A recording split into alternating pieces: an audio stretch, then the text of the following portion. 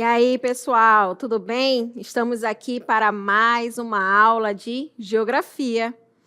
Eu sou a professora Ludmila Dutra e agora vamos verificar o que estudaremos na nossa aula 39. Na aula 39, o objeto de conhecimento: atividades humanas e dinâmica climática. O detalhamento: dinâmicas climáticas e problemas de saúde. Vamos agora para o momento da nossa aula.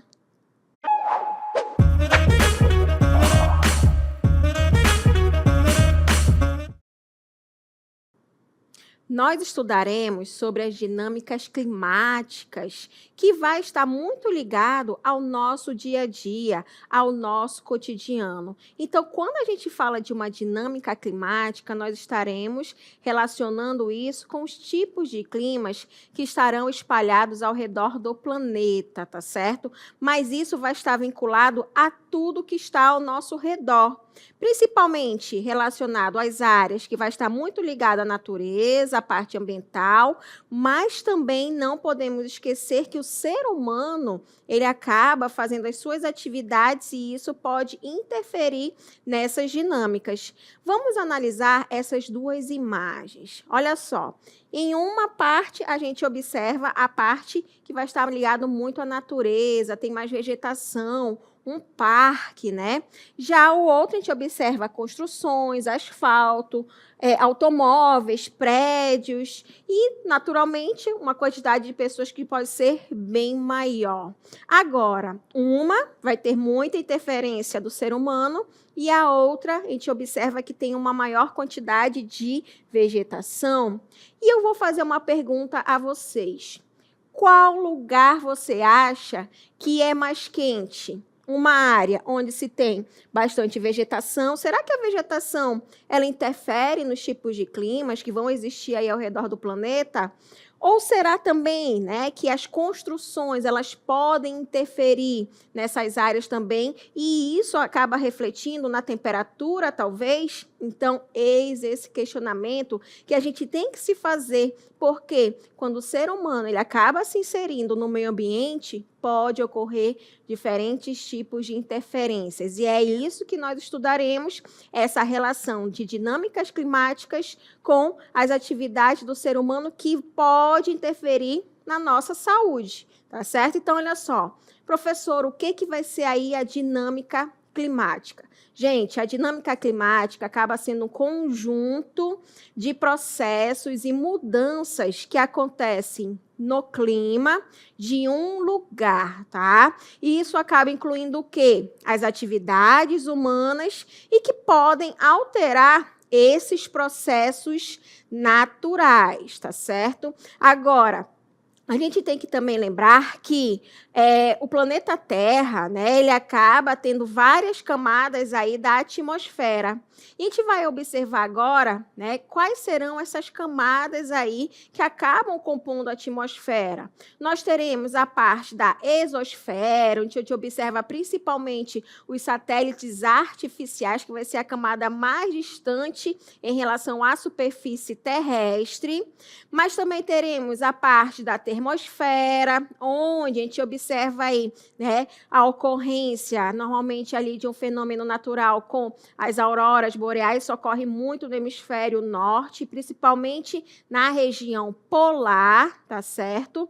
Também temos aí a região da mesosfera, que já pega ali os raios cósmicos, tá? E a estratosfera, normalmente essa região aí, né, a gente observa aqui vai ser a divisão da camada de ozônio junto com a parte aí da troposfera, que vai ser a região mais próxima de nós seres humanos aqui da superfície terrestre. Então, a atmosfera, gente, né, que acaba sendo composto por essas diferentes camadas, a troposfera é a que acaba influenciando cada vez mais aqui a situação do ser humano próximo da superfície terrestre por conta desses diferentes tipos de altitudes. E isso, né, nós seres humanos acabamos modificando aí todas essas situações relacionadas ao clima. Agora, como, né, o ser humano ele modifica o clima. Nós podemos analisar aí que a construção de cidades, né, pode modificar o clima, porque vai ocorrer mudanças, vamos ter mais construções, consequentemente, vai ter mais concreto e menos vegetação, menos plantas, né, que acabam ocorrendo essas modificações, tá? Mas, além disso, também vamos ter outras situações, como o quê? As queimadas e também o desmatamento, porque normalmente para a gente construir, ou tem que retirar a vegetação com desmatamento, ou também acaba surgindo aí o processo de queimadas, e isso vai colocar com que tenhamos menos árvores para purificar o ar, né? E, consequentemente, isso acaba também, se for feito em grande escala, modifica o clima, tá? Outra situação também que pode modificar o clima, gente, vai ser o quê? Já o surgimento de quê? De fábricas e carros, principalmente em áreas urbanas, né, onde tem essa grande quantidade aí ou de fábricas, né, as indústrias ali se instalando para se ter determinados produtos ali para nós seres humanos e até mesmo a grande quantidade de carros que podem surgir, principalmente nas grandes cidades. E isso vai colocar para a gente, né, o surgimento de mais gases poluentes na atmosfera, e isso pode agravar situações aí que vai estar relacionado a nós mesmos, tá bom? E também uma outra situação que pode modificar o clima, gente, vai ser o quê? A impermeabilização do solo. O que vai ser a impermeabilização do solo? É quando, né? Normalmente, aquela área ali onde tinha uma área mais arenosa, né, ou até argilosa, pode ocorrer o quê? O surgimento de cidades. As cidades, elas são feitas de concretos, ou até mesmo ruas, avenidas com os asfaltos, e isso acaba o quê? Impermeabilizando aí a parte, né, do solo, tá certo, gente? Agora, ocorrendo essa impermeabilização do solo, vai ter o quê?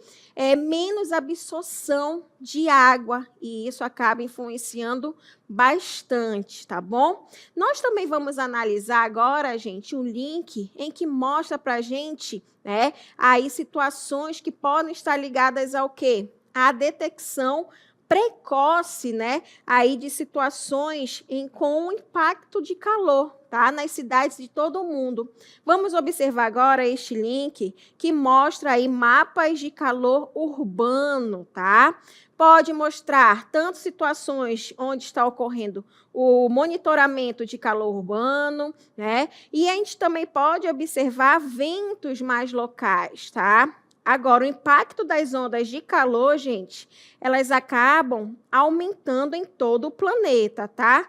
Por situações que a gente observa aí, né, que são atividades que o ser humano ele realmente realiza, tá? Por exemplo, a gente observa que como está aumentando cada vez mais esse calor, né, esse impacto das ondas de calor vai aumentar rapidamente, né?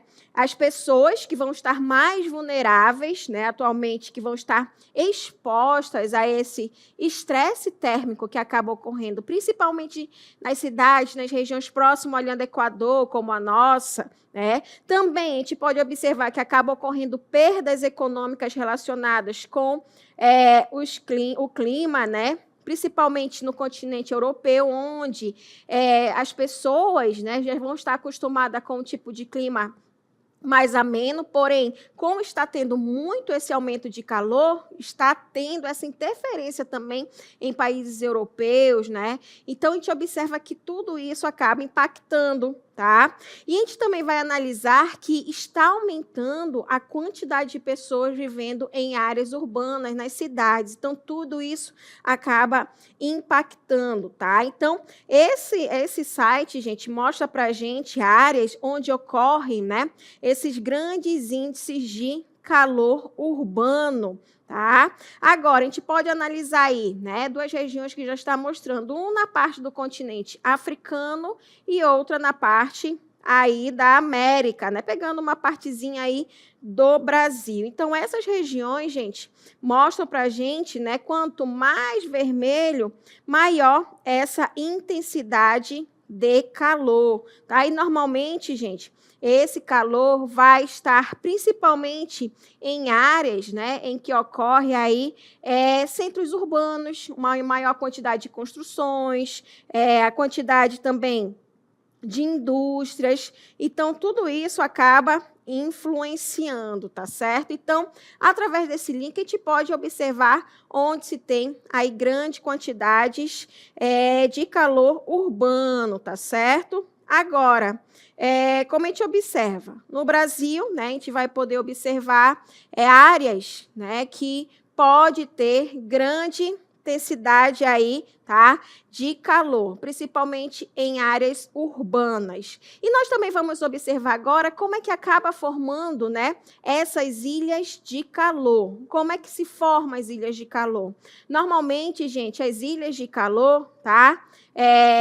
A gente observa que vai ter principalmente em áreas onde se tem muito as construções, tá? Nós vamos analisar agora algumas imagens, uma historinha que vai colocar para a gente essa situação, como se forma uma ilha de calor, né? Vamos observar aí, né? Temos uma área que tem uma grande quantidade de edifícios, automóveis, construções, asfalto. Iniciando o dia, né? O sol nascendo, aí o sol ele incide igualmente, né?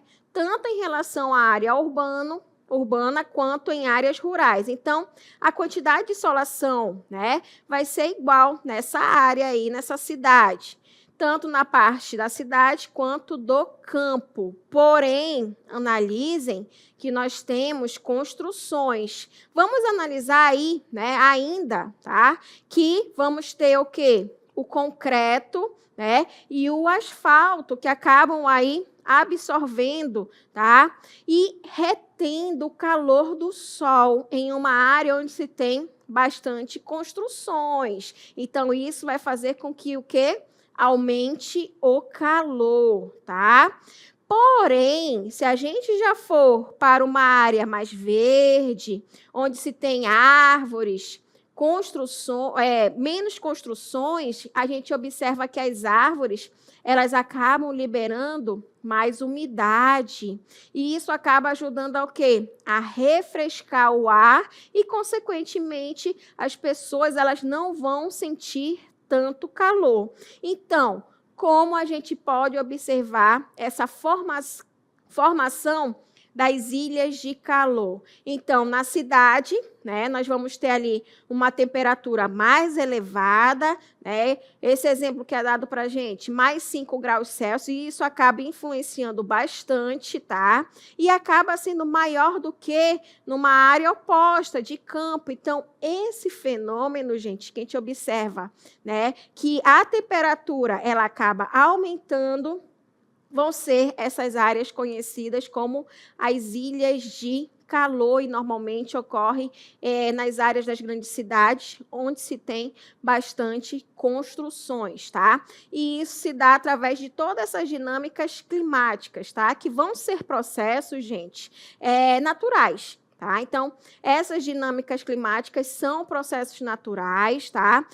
Que acabam explicando aí a variação do clima. Tá? Vamos verificar agora que essa dinâmica vai ser composta por elementos, né? E esses elementos aí vai estar ligado à temperatura, né? À precipitação. O que é a precipitação? Chuvas, né? Também a parte da pressão, né? E também a umidade e o tempo, tá? Mas além dos elementos, também teremos aí os fatores. Os fatores, eles já vão estar ligados aí à parte da latitude, que é diferente, gente, da altitude, tá? A latitude, lembra a latitude, já lembra da linha do Equador, né? Das áreas temperadas, dos polos, ok? Diferente de uma altitude que já vai ser o tamanho, né, daquele morro, daquela montanha, que pode estar ligado a uma planície, né, que pode estar ligado a uma depressão. Então, a altitude já vai ser essa relação.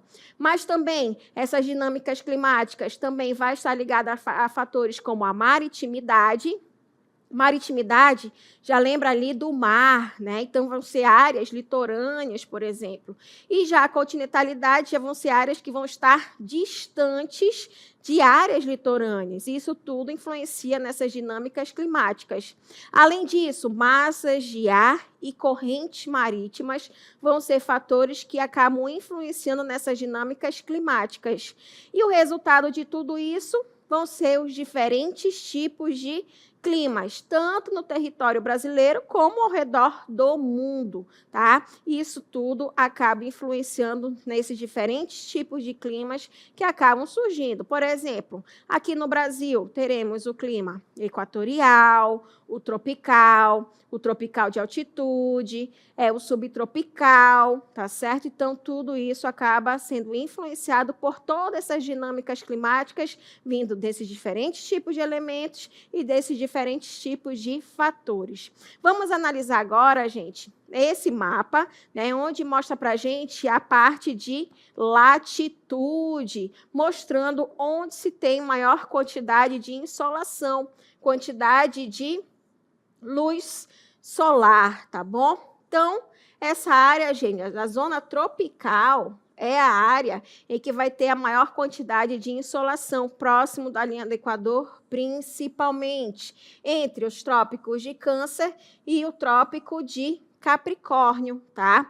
Quanto menor a latitude, mais quente vai ser, tá bom? Quanto mais distante a latitude aí, né, aumentando a latitude, chegando a 90 graus sul ou 90 graus norte, a gente observa que vamos ter as zonas polares ou glacial. Temos a Ártica e a Antártica, tá? Então, a maior quantidade de insolação vão ser aí nas áreas próximas da linha do Equador, no caso aí da zona tropical, tá certo? E isso acaba aí mostrando diferentes tipos de clima ao redor do planeta. E no Brasil, como é que vai estar a distribuição de climas no Brasil por região? Olha só, a gente pode observar aí o mapa do Brasil com 5 cores diferentes, tá? No norte, gente, nós temos aí o clima equatorial, que é considerado quente e úmido, né? Vamos ter chuvas abundantes quase o ano todo e com a predominância da vegetação da floresta amazônica, tá? Isso acaba predominando na região norte, ok? Já na região nordeste, vamos ter um clima semiárido e também o clima litorâneo no interior, que vai ser classificado aí principalmente tendo as características de ser quente e seco, no caso, o semiárido, né? Onde vamos ter longos períodos de estiagem, né? Que ocorre a escassez de chuva. E a parte litorânea, onde acaba sendo quente e úmido, com chuvas no outono e inverno. Já na região centro-oeste, acaba predominando o clima tropical, né? Com 2 estações bem marcadas, onde teremos aí o verão chuvoso e o inverno seco, e também com a vegetação do cerrado. Já na região sul do Brasil, vamos ter um clima subtropical, né, que acaba sendo bem definido, aí com verão quente e inverno frio, com a possibilidade de geadas e até neve nas áreas mais altas. E no sudeste, um clima tropical de altitude, né, onde acaba surgindo aí verões quentes e chuvosos, e inverno mais frio e seco, especialmente em áreas altas, como em Minas Gerais e também em São Paulo. Então, a gente observa que tudo isso vai estar ligado a essa dinâmica climática. Mas, tudo isso, gente, infelizmente, acaba provocando problemas para o ser humano. E esses problemas também vão estar relacionados à saúde. Por exemplo, o excesso de calor pode provocar o quê? Uma insolação, uma desidratação, pressão alta, pode também colocar para a gente dificuldade para dormir, cansaço, e afeta mais quem? Os idosos, crianças e doentes crônicos, tá? Agora, a gente vai perguntar para o nosso professor Dyson, né? Como que o nosso corpo ele reage ali a um calor extremo? Prestem atenção. Como o nosso corpo reage ao calor extremo? Para iniciar respondendo essa pergunta, eu quero falar para vocês, desde o momento que nós acordamos até meio-dia vai ficando cada vez mais quente. E aí é que está o segredo dessa resposta. Nós começamos a suar, a perder sais minerais, a perder líquidos e podemos chegar inclusive à desidratação, inclusive com risco de insolação. E aí isso fica cada vez mais grave em crianças, idosos e pessoas que têm doenças que não podem ter esse tipo de reação no corpo. Então vai a dica, beber muita água regularmente, né, e evitar essa exposição ao sol. Então, lembre bem que ao longo do dia, evite sair, fazer exercícios físicos nesse sol muito intenso, porque você vai suar cada vez mais e isso leva aí risco e adaptações do corpo para essa característica do ambiente. Olha só, isso são problemas relacionados à saúde, mas também, além do calor, também o frio intenso, ele pode relacionar aí para a gente, colocando situações como a hipotermia em populações que estão desabrigadas, pode ocorrer uma maior incidência de gripes e resfriados e até mesmo problemas respiratórios agravados, tá? O frio intenso. Mas outros problemas de saúde também podem surgir com a umidade do ar, né? Quando a umidade do ar é muito baixa, a pele ela fica mais seca, pode ocorrer a irritação nos olhos, sangramento nasal e até mesmo crise de asma, tá?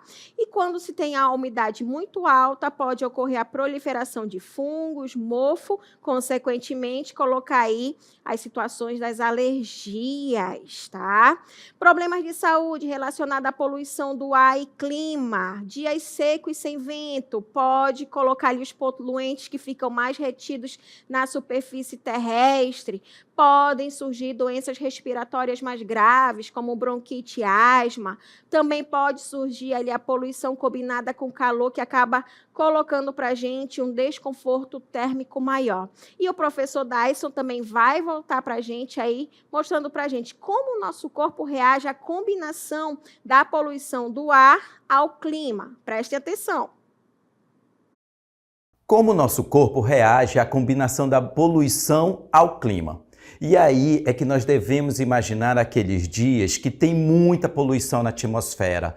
Poeira, fumaça, gases, imagine aquele trânsito de engarrafamento dos carros, fábricas possivelmente que tenha numa região, inclusive queimadas de folhas, né? Daquelas folhas que são varridas do quintal.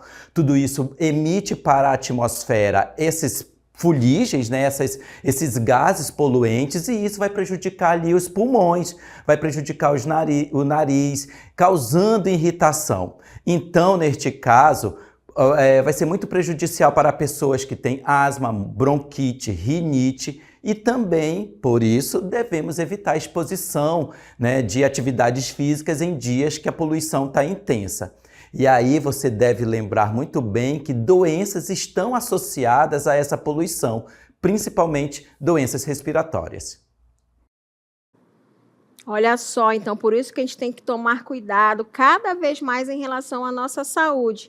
Mas não para aí, também vamos ter problemas relacionados às chuvas intensas e enchentes, gente, onde podemos ter uma água contaminada que pode provocar aí a leptospirose, diarreias, né? Doenças transmitidas por mosquitos, a dengue, a zika, a chikungunya, né? E problemas psicológicos, né? O estresse, segurança aí em áreas de risco. Tá? O professor Dyson vai colocar também para a gente mais essa situação, né? Onde a água e saúde, né? Elas vão ser aliadas ou inimigas? Prestem atenção. Água e saúde, aliadas ou inimigas? Vamos começar falando sobre os benefícios da água. O nosso corpo é constituído 70% de água e mantém, né, a sobrevivência de todos os seres vivos. Mas também ela pode ser inimiga em casos de enchentes e alagamentos que favorecem a transmissão de doenças como leptospirose, aquela relacionada à urina do rato, hepatite A, infecções intestinais como diarreia, por exemplo. Água parada também favorece a proliferação de mosquitos como o Aedes aegypti, que é transmissor da dengue, da zika e da chikungunya. Mas também nós temos aí o fato do lixo que é jogado no ambiente que favorece ali o alagamento dessas cidades, não é? Deixarmos água acumulada em recipientes também favorece a transmissão desses insetos. Então, preste bem atenção na importância que você tem em cuidar do ambiente, porque a água contaminada influencia muito na nossa saúde.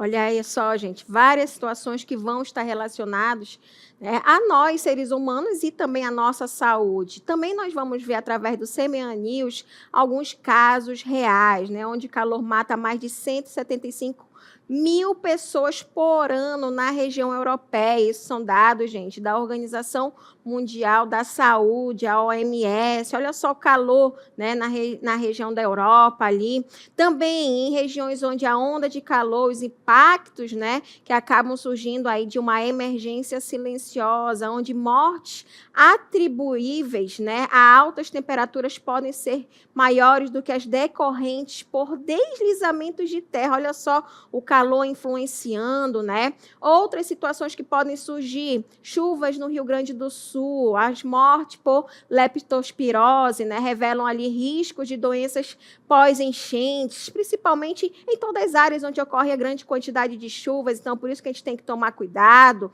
né? Chuvas também ainda no sul causam mortes e enchentes que deixam desabrigados, né? Dezenas de cidades reconheceram ali uma emergência por conta de prejuízos causados pelas condições do tempo, gente. Então, eles colocam aí para a gente, através dessa notícia, que 2 pessoas morreram soterradas, infelizmente, na tarde aí do sábado, que se teve no Rio Grande do Sul, né? Além disso, o frio extremo causa 13 mortes na Argentina, vítimas no ano aí passam de 60, né? Onde a onda de frio histórica que atinge a Argentina provoca morte. As principais vítimas são os moradores de rua, infelizmente, tá certo, gente? Então, aí a gente observa, né, diversos casos reais, e aí vocês podem analisar melhor, né, essa reportagem sobre as mortes por leptospirose, que revelam riscos de doenças pós-enchente no Rio Grande do Sul, mas não somente no Rio Grande do Sul, em vários lugares. Isso, infelizmente, pode ocorrer também na nossa região. Agora, como, né, a gente pode melhorar toda essa situação? Pode ocorrer o quê? As ações governamentais, né? Criar aí mais parques e áreas verdes. Isso acaba ajudar a reduzir as ondas de calor, melhorar o transporte público, e isso acaba diminuindo a poluição, né, e melhorar ali na qualidade do ar. Investir também em drenagem, né, urbana e o saneamento, isso reduz impactos de enchentes, e também criar abrigos, né, e programas sociais ali com proteção em períodos de frio intenso, principalmente em áreas onde se tem aí, né, regiões aqui do Brasil, por exemplo, no sul do Brasil, onde o frio ele é bem maior do que na região norte, por exemplo, tá? Mas também pode ocorrer as ações individuais, né? Essas ações individuais que podem ocorrer por nós mesmos, plantar árvores, né, e cuidar ali das áreas verdes, isso acaba ajudando a refrescar áreas, os bairros, e o combate às ilhas de calor, né? Evitar, gente, jogar lixo nas ruas, e isso ajuda a prevenir enchentes. Doar roupas e cobertores no inverno, isso apoia pessoas que estão vulneráveis ali ao frio intenso, principalmente nas regiões que ocorrem isso. Economizar energia e usar menos automóveis, o carro, isso reduz a poluição e aquece também menos ali as cidades, tá certo? Então, são situações que podem ajudar a melhorar cada vez mais, tanto as ações governamentais quanto ações individuais também. Mas também vamos ter, gente, exemplos positivos, tá? Como as cidades que estão mudando toda essa situação. E um exemplo dele, gente, vai ser aí Curitiba, lá no sul do Brasil, né, no estado do Paraná, onde ocorre uma ampla rede de parques urbanos, ajudando aí no equilíbrio do clima. O sistema de transporte público eficiente, gente, onde a gente observa que os ônibus, eles são biarticulados, com integração ali, tá? Então, isso facilita muito a locomoção da população e não utilizar ali os automóveis e também o programa de reciclagem ali que acabou sendo pioneiro no Brasil, tá? Mas também temos exemplos positivos, né? Ao redor do planeta, como, por exemplo, lá em Copenhague, na Dinamarca, onde a prioridade é utilizar as bicicletas, onde as ciclovias vão estar espalhadas aí por toda a cidade. Os telhados verdes, gente, vão ser obrigatórios nas novas construções, onde a gente observa ali uma quantidade de plantação maior de vegetação, né? Não tendo aquele marco ali das grandes cidades somente ter construções. E eles também têm uma meta ambiciosa, tornar-se ali a primeira cidade neutra em carbono até 2025. Estão quase chegando aí a essa meta realmente para ajudar cada vez mais, né, toda essa situação do nosso planeta. Por quê? Todos nós, gente, dependemos de tudo que a gente tem ao nosso redor. Então, realmente vai dar consciência de cada um, onde a gente tem que buscar melhorar a viver cada vez mais relacionado com o meio ambiente, tá certo, gente? E assim, a gente finaliza esse momento da nossa aula.